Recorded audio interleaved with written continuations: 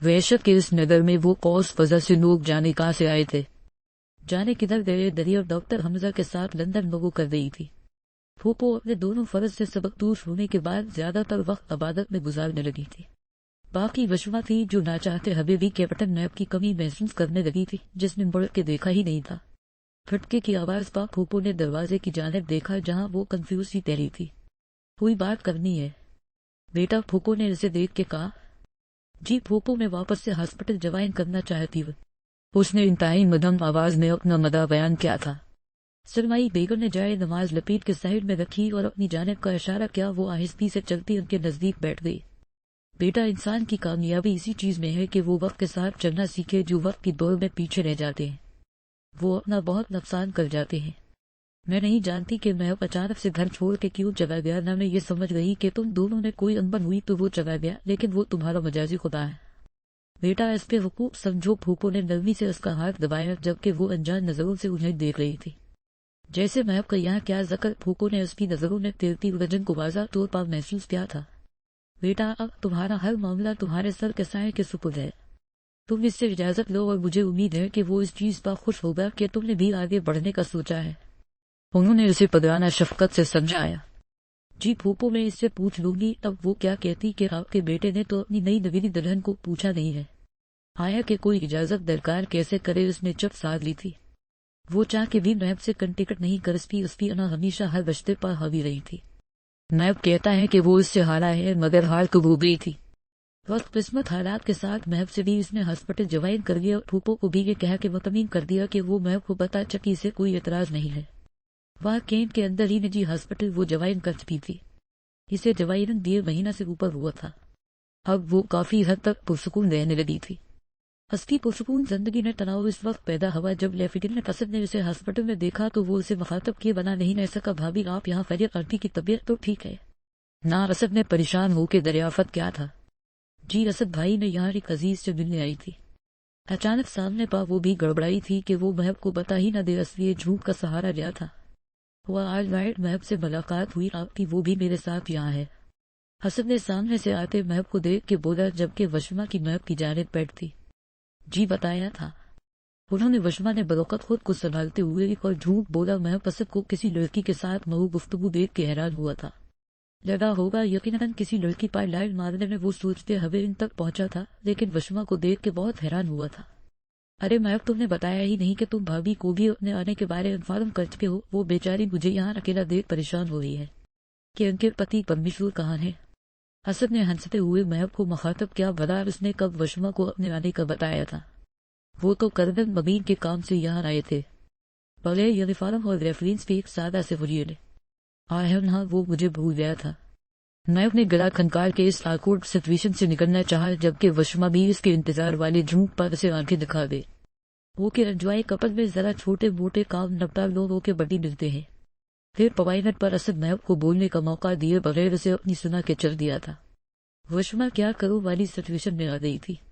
तुम यहाँ क्या कर रही? नायब ने ही मुखातब करने में पहल की थी। मैं वो असल में फूफो ने कहा घर फरी रहती तो हॉस्पिटल ज्वाइन कर लो। अभी मदद हवा हाउस जॉब स्टार्ट किए। यहाँ वो जल्दी जल्दी अपनी सफाई देने लगी थी। मैं आपको उस पे स्टार्ट अप पर कोई एतराज नहीं था, मगर कम अज कम अबूर इससे मशवरा कर लेती तो। खैर, पहले कौन सा कभी इसने मुझे अहमियत दी है जो महब ने अपने इर्द नाइफ पे तो ही नामेज सवालों को हमेशा की तरह डांट के चुप कराया था। वो के गलत अच्छा डिसीजन है तुम्हारा, कैरी ऑन कहते हुए उसने भी वापसी को कदम बढ़ाए थे। वशमा की आवाज पर उस पे कदम बेअख्तियार रखे थे। कायनात की गर्दिश जैसे इस नाम में आकी समती थी। शायद ही उसे अपना नाम कभी इतना मेन लेवल लगा हो। जी फरमाई। महब ने ना चाहते हुए भी रुखा अंदाज अपनाया था, जबकि दूसरी साइड वो कंफ्यूज सी हाथ में पनी रंग को घुमा रही थी। बता तो लिया था, मगर क्या बात करनी है समझ नहीं आया। जी मिसेस वशमा, आपने बुलाया? महब ने उसकी खामोशी पर अब बाचा करते हुए पूछा था। मैं कह रही थी कि अगर आप चाहें तो मेरे रूम में चल के काफी पी ले, इसने जल्दी से बोला। मबादा वो उसे चुप देख के गुस्सा ही न हो जाए। है हम सोच ले आप हम कितनी इज्जत के काबिल है। बी के नहीं, एक बार फिर तंज का तेल चलाया गया। अब वशमा इस लम्हे पर पछताई जब इसने उसे बुलाया था। खैर, आप कंसिस कर ही रही है तो चले। मैप के कहने पर वो अपने रूम की तरफ बढ़ गई थी और वो उस पर पीछे ही आया। काफी ऑर्डर करने के बाद वो अब इनकम्फर्टेबल सी सिटिंग सोफे पर बैठी थी, जबकि मैप कमरे का जायजा लेने में मसरूफ था। ڈاکٹر وشما آپ سے بیڈ نمبر 3 کے پیشنٹ کی فائل بنانے کا کہا تھا، ابھی تک روم میں نہیں آئی فائل۔ میرے ڈاکٹر علی بغیر روم ناٹ کیے دائیں بائیں دیکھے بغیر اس پہ سر پا پہنچے تھے۔ جی سر وہ تیار ہے۔ سوری مجھے بات ڈھونڈ رہی تھی۔ اس نے جلدی سے فائل اٹھا کے ان کے حوالے کی۔ جب وہ وسط سے ملی وہ فائل ہی دینے جا رہی تھی مگر اس پہ دماغ سے یہ بات بڑھ کر نکل چکی تھی۔ تبھی ڈاکٹر علی کافی دیر انتظار کے بعد وہاں آئے تھے، جبکہ وہاں پر موجود تیسرا شخص وشما پر اتنا راگ جتاتے شخص کو دیکھ کے صرف پا رہا تھا اور وشما ڈاکٹر علی کو جھوٹے سچے وزر پیش کر رہی تھی۔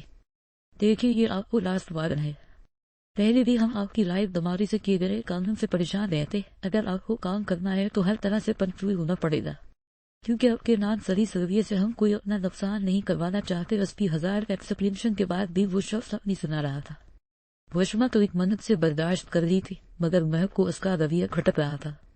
ایکسکیوز می مسٹر، اتنے بڑے ہاسپٹل میں کام کرتے ہیں آپ، تو کیا آپ کو کسی نے مینرز نہیں سکھائے کہ اپنے وکر سے کیسے بات کرتے ہیں؟ کیا آپ کتنے مینرز لیس ہیں کہ ایک فیڈرل سٹاف کے رول میں بغیر ناپ انٹر ہو رہے ہیں؟ پہلے کچھ رولز آپ بھی فالو کر لے۔ قریب فوجی لہجے میں مہک ان سے مخاطب تھا، جبکہ ڈاکٹر علی تیسرے شخص کی مدافعت پر ہڑبڑائے تھے۔ UMSP ڈاکٹر علی نے لڑکڑائے لیجے میں دریافت کیا۔ وشما اس عجیب صورتحال پر پریشان سی مہک کو دیکھ رہی تھی۔ یہ میری مسز ہے، وشما نائب وزارت کے لفظ پر زور دیتے ہوئے اس نے کہا تھا، اور میں اپنا تعارف کروانا لازمی نہیں سمجھتا، میں چلے ہاں۔ نائب نے وشما کی طرف ہاتھ بڑھاتے ہوئے سخت لہجے میں کہا تھا۔ اس کے پاس نائب کی بات ماننے کے علاوہ کوئی چارہ نہیں تھا۔ اس نے ڈاکٹر علی کے سامنے نائب کا ہاتھ جھٹکنا مناسب نہیں سمجھا، اس پہ ہاتھ پر اپنا لذرتا ہاتھ رکھا اور اس کے برابر میں چلتے ہوئے ہاسپٹل سے باہر نکل آئی۔ گاڑی تک کا سفر ایک جانب خاموشی کے نظر کب سے چل رہا ہے؟ یہ سب اور کیوں تم اتنا مس بہیو برداشت کر رہی ہو؟ محب نے چیختے ہوئے لہجے میں دریافت کیا تھا، اور میں یہ بھی اچھے سے جانتا ہوں کہ تم نے اپنی مرضی سے ہاسپٹل جوائن کیا ہے۔ پر یقین لہجہ وشما پر دھروں پانی پھیرا تھا۔ اسپی خاموشی محب کو مزید بھڑکا رہی تھی۔ گھر پہنچ کے وہ وسے سے اپنے روم میں چلا گیا۔ پھوپھو شہید گھر پر نہیں تھی، وہ روم میں جاؤ نہ جاؤ کے ماحول میں گم تھی۔ جو بھی تھا اسے محب کو فیض تو کرنا ہی تھا۔ روم میں داخل ہوتے وہ بڑی کھنسی اپنا وسا وہ روم کی ہر چیز پر نکال چکا تھا۔ وشما کے لیے اس کا یہ کریزی انداز بالکل نیا تھا۔ ڈریسنگ ٹیبل کی ہر چیز زمین پر پڑی اپنی قسمت پر نو کنا تھی، جبکہ وہ شہید واش روم میں تھا۔ واپس آ کے اس نے نوکرانی کو بلایا اور اس کے ساتھ لگ کے روم کی حالت ٹھیک کرنے لگی، کیونکہ اگر بچپن سے آج تک اسے محب کی کوئی عادت پتا تھی تو وہ صرف یہ کہ وہ حدرجہ نفاس پسند تھا۔ بے شک یہ اس کا اپنا پھیلایا گیا قبائل تھا، پر واپس اس نے اس چیز پر بھی شور ہی ڈالنا تھا۔ داؤد مشہدی نے ملک اور شوکت افزائی سے ڈیلنگ کر لی ہے۔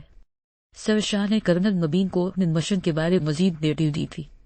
وہ تب کیپٹن محب اور اپنی باقی کی ٹیم کو بھی ریڈ الرٹ رکھو، ہو سکتا ہے کہ ہم اپنا مشن پاکستان کے اندر رہتے ہوئے ہی ریچیو کر لیں۔ کرنل مبین نے پرجوش لہجے میں کیپٹن شاہ کی ہمت بندھائی تھی، اور شورائن احمد کے کوئی نیٹ آف سے ملے انہوں نے کیس کی تیسری کڑی جوڑی تھی۔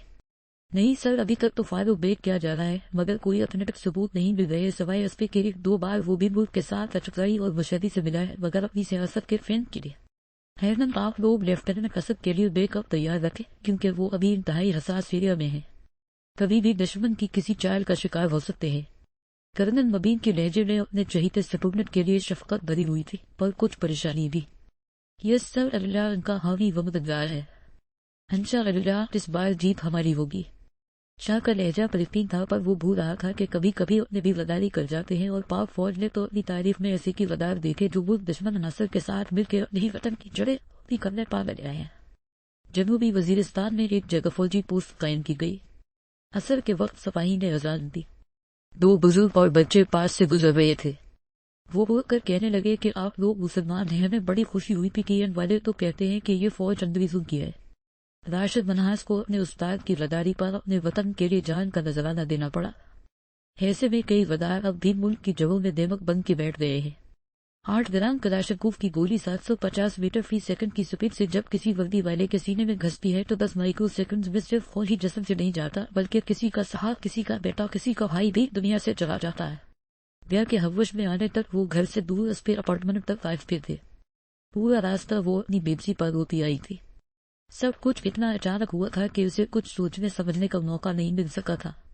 اپنے اپارٹمنٹ میں لانے کے بعد وہ خود بھی کہیں چلا گیا تھا۔ بچپن سے شورائن وہ اس پر فوقیت دی گئی تھی اور آج بھی اس کی زور زبردستی پر سب خاموش رہے. بیا کا درد سے اور زیادہ اپنے مظلوم ہونے کا یقین دلا رہا تھا جس انداز میں وہ اسے ڈرائنگ روم کے صوفے پر پھیر کے گیا تھا. 2 گھنٹے گزر جانے کے باوجود بھی وہ وہاں سے ہلی نہیں تھی.